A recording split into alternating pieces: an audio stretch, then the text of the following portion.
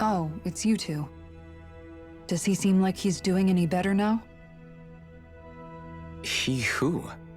Oh, you mean Dohalim, don't you? I know that we're all struggling to wrap our minds around it all, but he looked like he was taking it really hard earlier. What do you think about everything we've learned? About the Renans, and the Great Spirit, and all that? On some level, I'm not even really sure what to think, to be honest. I mean, the Great Spirit is like a huge natural disaster, but with a mind and will of its own. But if that thing's hellbent on trying to destroy our planet, then the only thing left for us to do is stop it. As for the Renans, I suppose my feelings on that are a bit more mixed. How so? Coexistence between Dahnans and Renans in Menancia is still a work in progress. In my case, I think that's partly because deep down, I was still on guard around Renans. So, to be told that they're like us, that they're actually just like us is, well, I guess it's a little deflating, to be honest. You kept a pretty level head. You mean about the Renans? At the end of the day, the Helganquil and the Great Spirit are the ones who are responsible. But at the same time, I realize that not every Dahnan is necessarily going to believe that either. I know you're already aware of this, but the list of grievances the Dahnans have against the Renans is long, and understandably so. And if people then find out that they're all actually one and the same, yeah, I don't think they're going to take to it too kindly. Even just among the Dahnans, I'm sure there'll be some who emerge with power and some who won't. I think if we can find a way to get rid of that imbalance, then we'll be in a truly good place. Well, first we can try to figure out what to do about the existing conflicts we have. Yeah. It'd be nice if one day people could learn to get past their hatred like Rinwell did. It's no small task. We can't pretend like the past didn't happen and ask people to forget their very real pain and suffering. Right. Everybody has their reasons for feeling the way that they do. But if we just keep yelling at each other about it, we'll never move on. In a worst-case scenario, it might lead to even more people getting killed. And we all have to figure out how to meet halfway. Not just that, but to also embrace each other's pain, in a sense. That's an interesting way of putting it. It's true. Everybody has their own scars, their own trauma. The first step to healing those wounds is to put aside that hatred. It won't be achieved through reasoning, but I think it's a good first step, if nothing else. And now, I think I see a way to move forward. But to do that, first we need to make sure our planet isn't going to get wiped out. You both seem awfully calm. Only because after everything we've seen, we don't have the energy to keep being shocked. How are you holding up, Rinwell? That whole talk about the Renans looked like it shook you up a bit. Yeah. I get this sinking feeling whenever I remember how Dahnan mages like my family were persecuted and died out. And now, I finally know why that is. But I was thinking, if Renans end up living together with Dahnans again, then mages won't be such an unusual thing to see on Dahna anymore, right? I know it's not as simple as all that, but Dahnans probably won't be so quick to let their guards down, and there might be Renans who still act superior because of their arts. It wouldn't surprise me. 300 years of bad blood and prejudice isn't going to be an easy thing to overcome. Yeah, I know firsthand just how much hatred can take hold in your heart once you let it in. But even so, I was still able to change. And if I can change, so can anyone else. So I was thinking maybe, I don't know, I could use my position as both a Dahnan and a mage to help bring both sides together. Rinwell. That great spirit worries me too, though. Dahna's will feels so warm and inviting. So why is Rena's will trying to destroy our entire planet? Now that you mention it, Everett 35 and the other scientists here never really brought that up. Maybe they don't know either. Maybe. But regardless, at the end of the day, Dahna's still our home. There's no way we can let it be destroyed. We won't. We'll keep it safe no matter what. I still can't believe it, man. You're not the only one still trying to make sense of all this. Believe me. Really? You've never struck me as the type of guy to get hung up on these sorts of things. Did you forget what happened back in Thistleum? Once my memories started coming back to me, I felt completely and totally lost. It was really that bad for you? Yeah, it was. But thanks to Law and everybody else, I remembered that I still had things out there worth fighting for. Man, I think you might be a better guy than me, Alphen. All I can remember thinking was, when's this guy gonna get his act together? Law. I was too worried about repeating the same mistakes I'd made back with my dad, and running away from the truth. That was no way to live. And I've tried to stay strong, my way. But all this talk about other races and the world ending, if I can be honest with you guys, it's just all too much for me to handle right now. I know this is going to sound strange coming from me, but maybe the key is not to worry too much about the big stuff right now. Oh? I used to worry all the time about my thorns, for obvious reasons, but I never really opened up to anyone about them. And when I realized my visions pointed to a threat that was bigger than me, I didn't know what I should do or who to tell. But that's when I finally got it. You guys were all there for me, to teach me what's really important. I just had to open up and listen.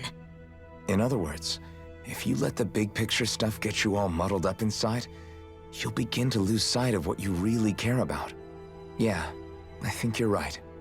The thing that's most important, what I really care about. All I want to do is protect the people that really matter to me, to fight for them. That's good enough, right? Not everyone is strong enough to fight. Huh? It's something your dad told me once when he was still alive.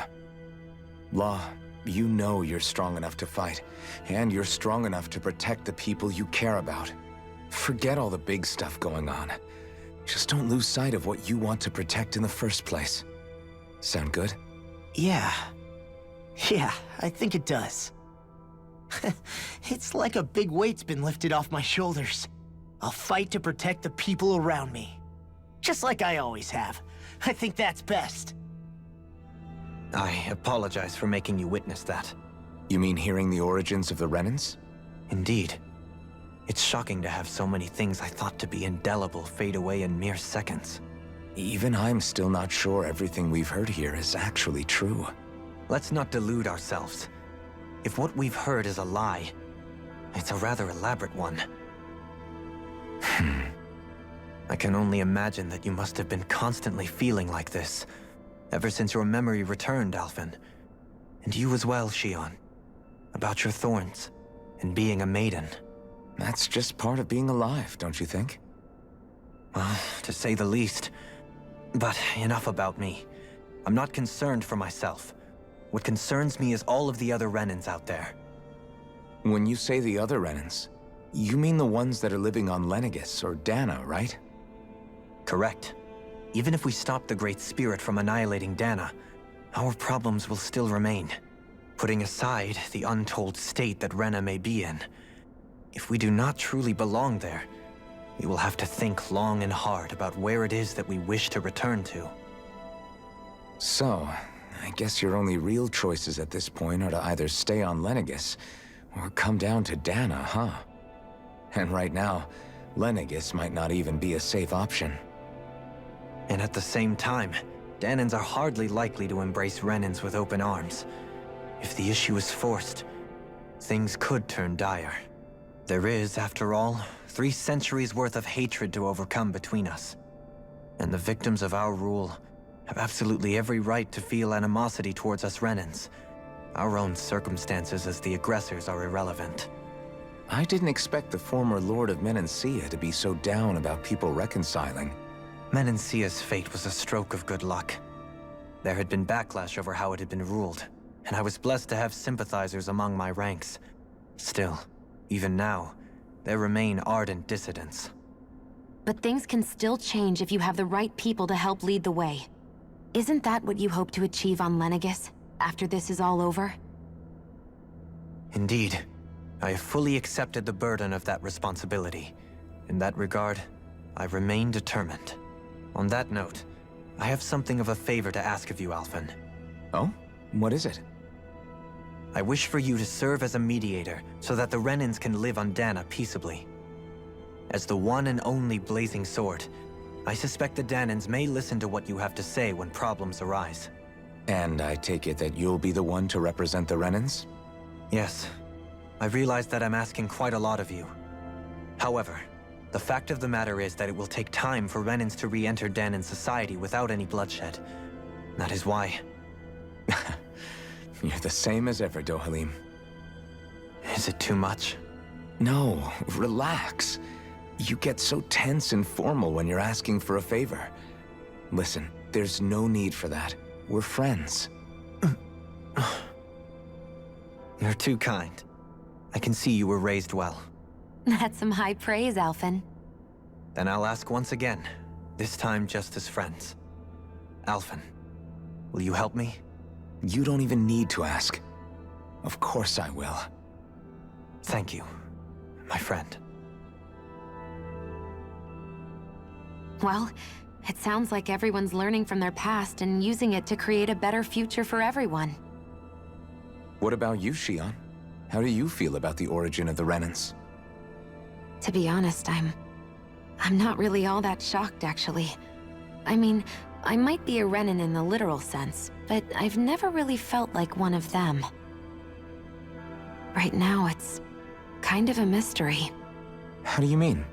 Because for a really, really long time, all I ever thought about was how I was going to die.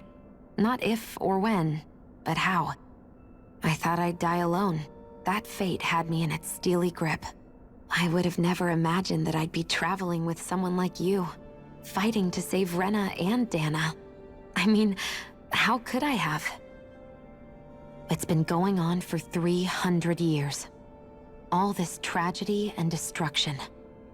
When you consider the Helganquil's part in all this, it's been even longer than that. It was Naori's hope that somehow, someone in the future would be able to stop it, before it was too late. How it fell on us, of all people, to heed that call, is a mystery. I don't think Naori was hoping that we would just stop the world from getting destroyed. She considered me, a Danan, as a real person. And she very much cherished her own people, too. I don't think she wanted the world to be saved, just so they could go back to hurting each other. Ah, maybe this is what she meant. Huh? When we were talking to Kisara earlier, about all that stuff like everyone's needing to meet halfway and embrace each other's pain and suffering. She said that the first step down that path was for each of us to put aside our own hatred. That means forgiving other people, even and especially before they forgive you. Forgiving. So it goes both ways, right? Is that what you're saying? Yeah. I don't just mean forgiving things that happened in the past either. Conflicts will keep happening. If we have any hope of moving on and building a better future, we have to all learn to forgive each other. You know, you're right. People can hurt one another without even meaning to. I know that better than most, thanks to these thorns. It's not going to be easy getting past this pain. But if we can do it, I'm sure there'll come a time when we can all truly understand each other. I'm there with you, Shion. I too want to protect the world we live in, and all the people we care about. I think that's the very least I can do to repay Naori for everything that she did. Yeah. I want a future that she would feel proud to live in, and I'm going to fight for it. Whoa there, Savior Girl.